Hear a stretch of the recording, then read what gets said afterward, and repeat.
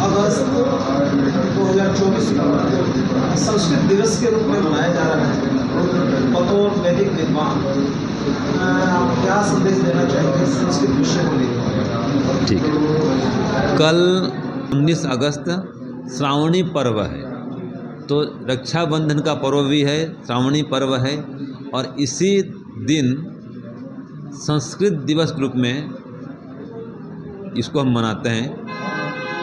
और ये जो संस्कृत दिवस है वास्तव में हमारे लिए बहुत ही महत्वपूर्ण दिवस है, क्योंकि जो संस्कृत है वो समस्त भाषाओं की जननी है। हमारे सभी धार्मिक ग्रंथ मूल रूप से संस्कृत में है। अब रामायण देख लो, वाल्मीकि रामायण, गीता, उपनिषद, दर्शन, वेद, ये सब संस्कृत में है। तो संस्कृत दिवस को विशेष रूप से मनाना चाहिए कि ये फिर से जन जन की भाषा बन जाए। पहले ये जन जन की भाषा थी। रामायण काल में, महाभारत काल में संस्कृत का बहुत प्रयोग होता था। तो आज संस्कृत भाषा लुप्त हो रही है, वो चिंतनीय हमारे लिए है, चिंता का विषय है। जबकि ये सिद्ध हुआ है कि सुपर कंप्यूटर के लिए संस्कृत भाषा सबसे उपयुक्त है, सबसे बेस्ट भाषा है संस्कृत सुपर कंप्यूटर के लिए। तो संस्कृत में बोलने से क्या है, कम से कम बोलने से आप अधिक से अधिक भाव को, विचार को व्यक्त कर सकते हैं। तो कम बोलना पड़ता है संस्कृत में। तो संस्कृत भाषा है देव भाषा, विद्वानों की भाषा है, वैज्ञानिक भाषा है, जिसको बोलने में तकलीफ होती है। छोटे बच्चे तुतलाते हैं, बोल नहीं पाते हैं, वे संस्कृत बोलेंगे ना तो उनकी जो तुतलाहट है वो दूर होगी। तो संस्कृत भाषा विशेष भाषा है, श्रेष्ठ भाषा है, इसका प्रचार प्रसार करना चाहिए।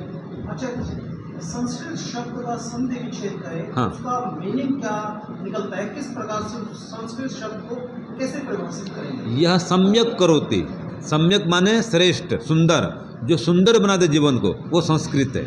संस्कृत संस्कारित, संस्कृत माने संस्कारित, परिमार्जित, शुद्ध, प्रांजल, उसका मतलब है संस्कृत। सामान्य कहें तो शुद्ध, संस्कृत माने शुद्ध, सौम्य, श्रेष्ठ, उसका अर्थ है संस्कृत। सम्यक किया हुआ, सम्यक माने श्रेष्ठ किया हुआ जो भाषा है वो संस्कृत है।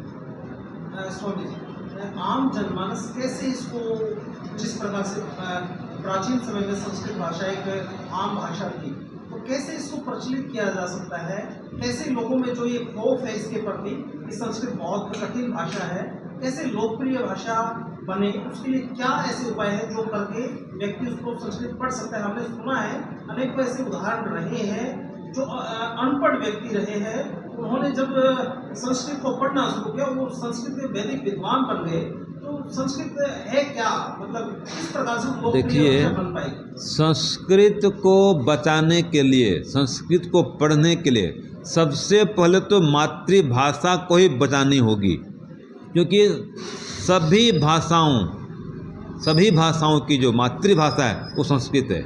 और हर भाषा में 70-80% संस्कृत के शब्द घुसे हुए हैं। जैसे जल, जल शब्द किसका है? संस्कृत का है। कितने वायु शब्द संस्कृत का है, सूर्य शब्द संस्कृत का है, पृथ्वी शब्द संस्कृत का है। हम प्रयोग करते हैं लेकिन है संस्कृत शब्द, हमको पता भी नहीं। हर भाषा में, और दक्षिण की भाषा में तो बहुत ज़्यादा। तो अपनी मातृभाषा को पहले अपनाएं और संस्कृत को अपनाएं।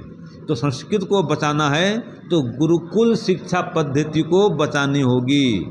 विद्यार्थियों को गुरुकुल में पढ़ने के लिए भेजना होगा। हर स्कूल में संस्कृत भाषा को अनिवार्य करना होगा। हर स्कूल में संस्कृत भाषा का अध्यापक नियुक्त करना होगा। तो जब गुरुकुल की शिक्षा पद्धति बढ़ेगी, संस्कृत की शिक्षा बढ़ेगी, तभी हमारा देश विश्वगुरु बन पाएगा। हमारा देश इंग्लिश के आधार पर विश्वगुरु नहीं बनेगा, वो तो आगे बढ़े हुए विदेश वाले। हम आगे बढ़ेंगे और दूसरों को अपने गुलाम बनाना चाहेंगे, अधीन करना चाहेंगे, उसका माध्यम संस्कृत है। संस्कृत के माध्यम से हम अपनी संस्कृति को एकदम ऊंचा कर पाएंगे। जो हमारी वैज्ञानिकता है वो संस्कृत में है, शास्त्र में है। तो संस्कृत के आधार पर विश्व गुरु बन सकते हैं, विश्व वंद्य बन सकते हैं, विश्व में भारत को महान बना सकते हैं। स्वामी जी, जिस प्रकार से डिजिटल क्रांति है, आज विदेशों में बैठे हुए व्यक्ति भी एक दूसरे के नजदीक आ सकता है। क्या इस टेक्नोलॉजी का यूज करते हुए आप जैसे वैदिक विद्वान जो संस्कृत भाषा के बहुत बड़े विद्वान व्यक्ति हैं, क्या कोई हम इस डिजिटल क्रांति का सदुपयोग करके ऑनलाइन क्लासेस चलाकर क्या संस्कृत को लोकप्रिय बना सकते हैं? इस विषय पर भी वैदिक विद्वानों को ध्यान देना चाहिए। हाँ, ये हम करते रहे हैं। मैंने पिछले 1 साल पहले करीब 1 मास तक संस्कृत का पाठ चलाया था ऑनलाइन। एक पुस्तक है प्रारंभिक रचनानुवाद कौमुदी, वो संस्कृत को सीखने सिखाने का ही पुस्तक है। और अभी भी कई विद्वान ऑनलाइन संस्कृत पढ़ा रहे हैं, संस्कृत व्याकरण भी पढ़ाते हैं, संस्कृत भाषा को समझा रहे हैं, संस्कृत संभाषण माने संस्कृत बोलने की कला ये सिखा रहे हैं। तो अभी भी ऑनलाइन की परंपरा चालू है, इसके माध्यम से प्रचार प्रसार हो रहा है और आगे भी इसको और अधिक से अधिक हम ऑनलाइन के माध्यम से संस्कृत को फैला सकते हैं, इसका प्रचार प्रसार कर सकते हैं। स्वामी जी, क्योंकि संस्कृत अपने आप में एकमात्र ऐसी भाषा है जो इसको विश्व स्तर पर सामान्य माना गया है, वैज्ञानिक भाषा आपने बताया। ये रोजगार पर भी मेरे को लगता है कि सबसे ज्यादा रोजगार की संभावना भी संस्कृत में, हाँ, आज की युग में सबसे अधिक रोजगार संस्कृत के द्वारा संभव है। अभी आपको हिंदी में, इंग्लिश में एमए वाले मिल जाएंगे, संस्कृत में एमए वाले बहुत कम मिलेंगे। जो पीजी करते हैं संस्कृत में कम मिलेंगे, संस्कृत में पीएचडी वाले कम मिलेंगे। तो संस्कृत का स्कोप अभी है, डिमांड है, बहुत इसका डिमांड है, बहुत मांग है इसकी। अंतिम निवेदन स्वामी जी, सरकार से आप क्या निवेदन करेंगे, सरकार से क्या मांग करेंगे ऐसे बतौर वैदिक विद्वान कि किस प्रकार से संस्कृत भाषा का प्रचार प्रसार अत्यधिक हो और इस संस्कृत दिवस को वास्तव में हम इसको परिभाषित कर पाए कि वास्तव में हम संस्कृत दिवस मना रहे हैं? क्या वो ऐसे आमूलचूल परिवर्तन करने की सरकार की तरफ से आवश्यकता है जिसके माध्यम से संस्कृत को वास्तव में उसी परिप्रेक्ष्य में ले जाकर और विश्व गुरु की एक परिकल्पना जो देश की रही है उसको हम परिभाषित कर पाएंगे?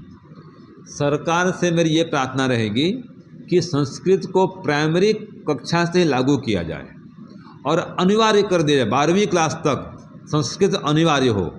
अभी चलता है ऑप्शनल, माने वैकल्पिक है, संस्कृत लो, हिंदी लो, इंग्लिश लो, कोई भी भाषा लो, ऐसा नहीं होना चाहिए। संस्कृत को अनिवार्य किया जाए, मातृभाषा भी अनिवार्य हो और संस्कृत भी अनिवार्य हो। तो जब अनिवार्य रूप से हर प्रांत में, देश के हर राज्य में संस्कृत को पढ़ाया जाएगा तो इसका विस्तार से प्रचार हो पाएगा और इसके विषय में लोग जानेंगे और आध्यात्मिकता का संचार होगा, संस्कृति रक्षा होगी, सभ्यता बढ़ेगी और सबको वैदिक शिक्षा की प्राप्ति होगी। क्योंकि संस्कृत में श्लोक हैं, वेद के मंत्र हैं, अनेक सूक्तियाँ हैं, नैतिक शिक्षा भरी पड़ी है, हितोपदेश, पंचतंत्र, ये सब संस्कृत में है। तो संस्कृत शिक्षा के माध्यम से हम विद्यार्थियों को चरित्रवान बना सकते हैं, विद्वान बना सकते हैं, गुणवान बना सकते हैं। उनके अंदर जो दुर्गुण दुर्व्यसन बढ़ रहे हैं उनको हटा सकते हैं संस्कृत शिक्षा के माध्यम से। तो सरकार इस बात का संज्ञान ले और स्कूलों में, विद्यालयों में संस्कृत शिक्षा को अनिवार्य करे, तो एक स्वस्थ भारत, उज्ज्वल भारत और जो विकसित भारत का स्वप्न है संस्कृत के माध्यम से हम साकार कर सकते हैं। स्वामी जी, आशीर्वचन संस्कृत भाषा के किसी मंत्र के साथ श्रावणी पर्व और संस्कृत दिवस के पूर्व संध्या पर आशीर्वचन आप संस्कृत में ही देते चले पूरे देश के कल्याण के लिए। ठीक है, सबके कल्याण के लिए।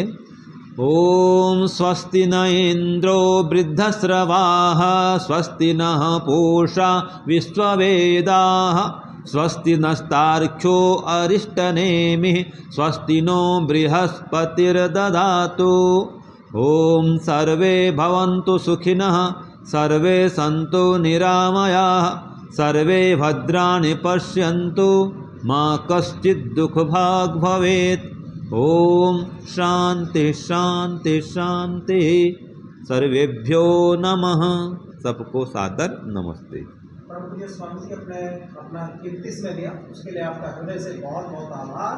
और खुद रिवॉल्यूशन इंडिया परिवार आपसे चर्चा करके गौरवान्वित महसूस कर रहा है। परमपिता परमात्मा आपको लंबी आयु और उत्तम स्वास्थ्य प्रदान करे और इसी प्रकार से, जिस प्रकार से बहता पानी और चलता साधु पवित्रता को निमित्त कार्य करता है। ऐसे ही आप प्रचार प्रसार करते रहे। ओम शांति शांति ओम।